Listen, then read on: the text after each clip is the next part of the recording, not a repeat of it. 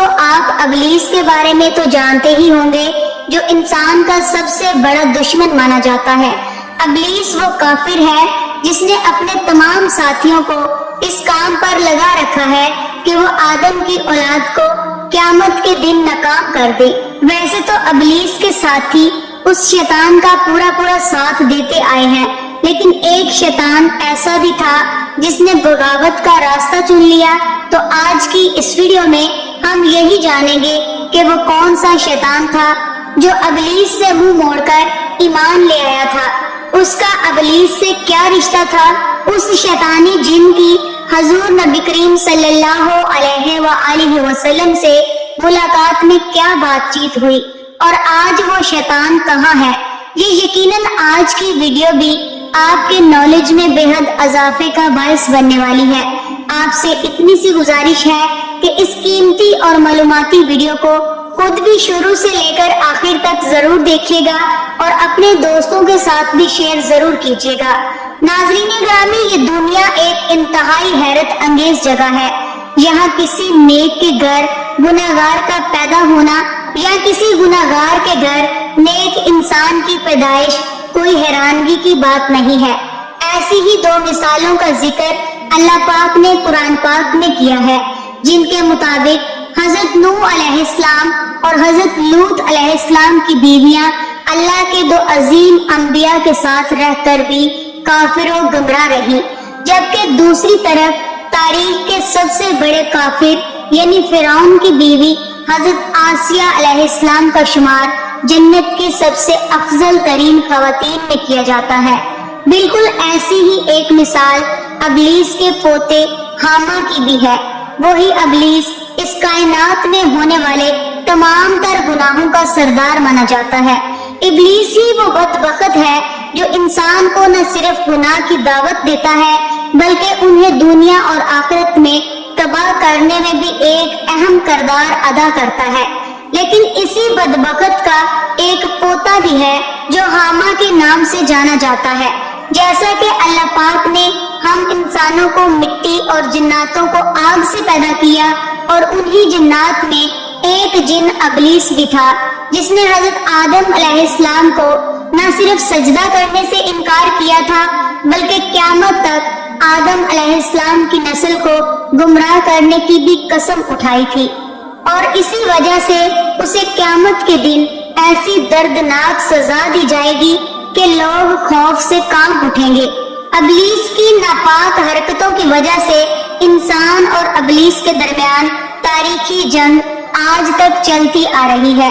آپ کو بتاتے چلیں کہ جناتوں کی تخلیق حضرت آدم علیہ السلام سے کئی ہزار سال پہلے کی جا چکی تھی، اور ابلیس کا شمار بڑے بڑے جناتوں میں کیا جاتا تھا۔ کئی شیطانی جن ایسے تھے جنہیں جوڑوں میں پیدا کیا گیا تھا۔ اللہ پاک کی جانب سے انہیں بھی انسانوں کی طرح نسل بڑھانے کی قوت بخشی گئی تھی۔ جیسے ہم انسانوں میں مرد عورت کے ملاپ سے بچے پیدا کیے جاتے ہیں، بالکل اسی طرح شیطانوں میں بھی شیاطین جن اور شیاطین جننی کے ملاپ سے شیطانی بچے جنم لیتے ہیں، اور یوں ان کی نسل بھی وقت کے ساتھ ساتھ آگے بڑھتی چلی گئی، اور پھر ابلیس کی بڑھتی ہوئی نسل کائنات میں انسانوں کو گناہوں کا راستہ دکھانے کے لیے ہر طرف پھیل گئی۔ ابلیس نے اپنے لشکر کے مختلف بیٹے اور پوتوں کو طرح طرح کے کاموں پر لگا دیا تھا، جن میں سے کچھ انسانوں کو زنا کا راستہ دکھاتے تو کچھ لوگوں کو حرام چیزوں کی طرف راغب کرتے، کچھ لوگوں کے بیچ لڑائی جھگڑا کرواتے تو کچھ فتنہ فساد پھیلانے میں عام کردار ادا کرتے۔ لیکن ابلیس کے پوتوں میں سے جو حاما نامی پوتا تھا، اس نے لوگوں کو گمراہ کرنے اور ابلیس سے بغاوت کرتے ہوئے رائے حق پر چلنے کا راستہ اختیار کر لیا۔ صرف اتنا ہی نہیں بلکہ حاما نامی اس شیطانی جن نے حضور پاک صلی اللہ علیہ وآلہ وسلم سے بھی ملاقات کی اور آپ صلی اللہ علیہ وآلہ وسلم پر ایمان بھی لے آیا۔ دنیا میں اس وقت ایسی تاریخی اسلامی کتابیں موجود ہیں جن میں اس کے متعلق مختلف قسم کے واقعات پڑھنے کو ملتے ہیں، اور انہی سے ایک مشہور واقعہ حاما کا بھی ہے۔ حضرت انس بن مالک اور حضرت عمر بن خطاب رضی اللہ تعالی عنہ فرماتے ہیں کہ ایک مرتبہ ہم لوگوں کا حضرت محمد صلی اللہ علیہ وآلہ وسلم کے ساتھ مکہ کے جنگلات کی طرف جانا ہوا۔ ہم تہامہ کے پہاڑوں کے ایک پہاڑ پر آرام کر رہے تھے کہ اچانک ایک بوڑھا شخص نمودار ہوا۔ یہ اپنی لاٹھی کے سہارے ہماری طرف بڑھ رہا تھا۔ یہ ہمارے پاس آیا اور حضرت محمد صلی اللہ علیہ وآلہ وسلم کو سلام کیا، جس پر آپ صلی اللہ علیہ وآلہ وسلم نے بھی سلام کا جواب دیا اور فرمانے لگے کہ تم اپنی چال ڈھال اور آواز سے جن لگتے ہو۔ یہ سن کر بوڑھا شخص کہنے لگا، جی ہاں، آپ کا اندازہ بالکل ٹھیک ہے، میں ایک جن ہی ہوں۔ پھر آپ صلی اللہ علیہ وآلہ وسلم نے فرمایا کہ تم کون ہو اور جنوں کے کس گروہ سے تعلق رکھتے ہو؟ جواب میں وہ شخص کہنے لگا، میرا نام حامہ ہے اور میں ہند کا بیٹا ہوں۔ میرا باپ لقیس کا بیٹا ہے، جبکہ لقیس ابلیس کا بیٹا ہے۔ یہ سن کر آپ صلی اللہ علیہ وآلہ وسلم فرمانے لگے، تیرے اور ابلیس کے درمیان فاصلہ صرف 2 پشتوں کا ہی ہے۔ جواب میں حامہ کہنے لگے، جی ہاں، آپ نے بالکل ٹھیک فرمایا۔ اس کے بعد محمد صلی اللہ علیہ وآلہ وسلم اس سے پوچھنے لگے کہ تیری عمر کتنی ہے؟ اس پر وہ کہنے لگا کہ جتنی عمر اس دنیا کی ہے، میری عمر اس سے تھوڑی سی ہی کم ہوگی۔ پھر مزید کہنے لگا کہ جن دنوں قابیل نے حابیل کو قتل کیا تھا، ان دنوں میں چند برسوں کا ایک چھوٹا سا بچہ تھا، لیکن اس وقت بھی میں ہر بات کو بخوبی سمجھ لیتا تھا۔ نہ صرف پہاڑوں پر دوڑتا تھا بلکہ لوگوں کے پیسے اور کھانا وغیرہ چھوٹی موٹی چیزیں بھی چوری کر لیتا تھا۔ صرف یہی نہیں بلکہ لوگوں کو نیک کاموں سے دور ہٹا کر گناہوں کا راستہ بھی دکھاتا تھا۔ انہیں زنا کرنے، چوری چکاری اور شراب وغیرہ جیسی حرام چیزوں پر بھی آمادہ کرتا تھا۔ لوگوں کے دلوں میں ایسے وسوسے ڈالتا تھا کہ وہ ایک دوسرے سے لڑائی جھگڑے پر مجبور ہو جاتے تھے۔ یہ سب سن کر نبی کریم صلی اللہ علیہ وآلہ وسلم فرمانے لگے، یہ تو بہت برا کام ہے۔ اس پر حامہ کہنے لگا کہ آپ مجھے ملامت نہ فرمائیے، کیونکہ میں ان لوگوں میں سے ہوں جو نہ صرف حضرت نوح علیہ السلام پر ایمان لائے تھے بلکہ ان پر ایمان لانے کے بعد ہر برے کام سے توبہ بھی کر لی تھی، جبکہ ان کے ساتھ مل کر لوگوں کو دین کی دعوت دینے میں ان کی مدد بھی کی تھی۔ میں حضرت نوح علیہ السلام کے ساتھ مسجد میں رہا کرتا تھا۔ میں نے نوح علیہ السلام سے کہا کہ میں ان لوگوں میں سے ہوں جو حابیل بن آدم کے خون میں شریک تھے، کیا اللہ پاک میری توبہ قبول فرما لے گا؟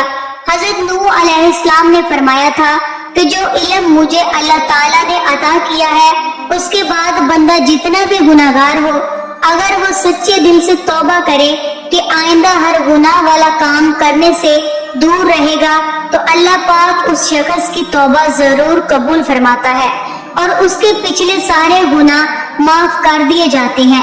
حامہ کہنے لگا کہ اس کے بعد میں نے حضرت نوح علیہ السلام کے مطابق 2 رکعت نوافل ادا کیے اور سچے دل سے توبہ کی، جس کے بعد حضرت نوح علیہ السلام میرے پاس آئے اور کہنے لگے، حامہ سر اٹھا، اللہ پاک نے تیری توبہ قبول فرما لی ہے۔ اور پھر توبہ قبول ہونے کے بعد میں 1 سال تک اللہ کی عبادت میں مشغول رہا۔ یہ کہنے لگا کہ میں نے حضرت ابراہیم علیہ السلام سے بھی ملاقات کی ہے۔ جب حضرت ابراہیم علیہ السلام کو آگ میں ڈالا جا رہا تھا تب میں پاس ہی تھا۔ میں نے حضرت یعقوب علیہ السلام کا دیدار بھی کیا ہے۔ میری ملاقات حضرت یوسف علیہ السلام اور حضرت الیاس علیہ السلام سے بھی ہوئی ہے۔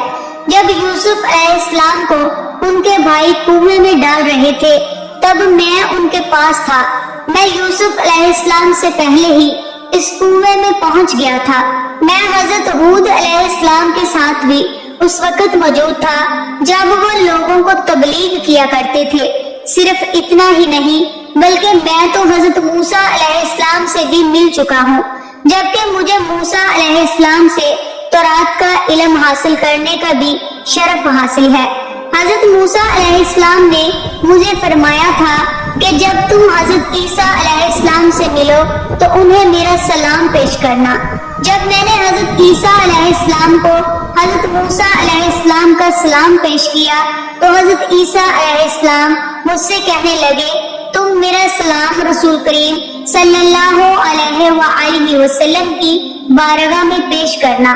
حامہ یہ کہنے لگا، چونکہ سلام آپ تک پہنچانا مجھ پر فرض تھا، بس میں عیسیٰ علیہ السلام کا سلام آپ تک پہنچا کر اپنا فرض پورا کرنے آیا ہوں۔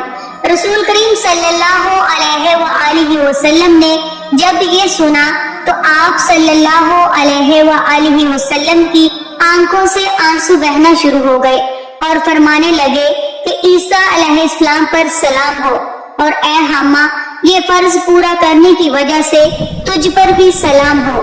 اس کے بعد آپ صلی اللہ علیہ وآلہ وسلم نے فرمایا کہ حامہ تیری کیا حاجت ہے؟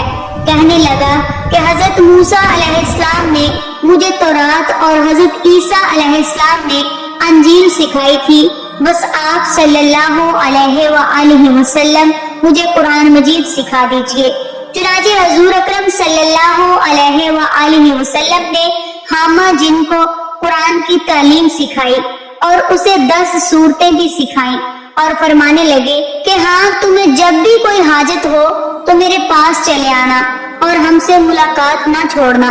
حضرت انس رضی اللہ تعالی عنہ فرماتے ہیں کہ جب رسول پاک صلی اللہ علیہ وآلہ وسلم وفات پا گئے تو حامہ کی کوئی خبر نہ رہی کہ وہ زندہ رہا یا مر گیا۔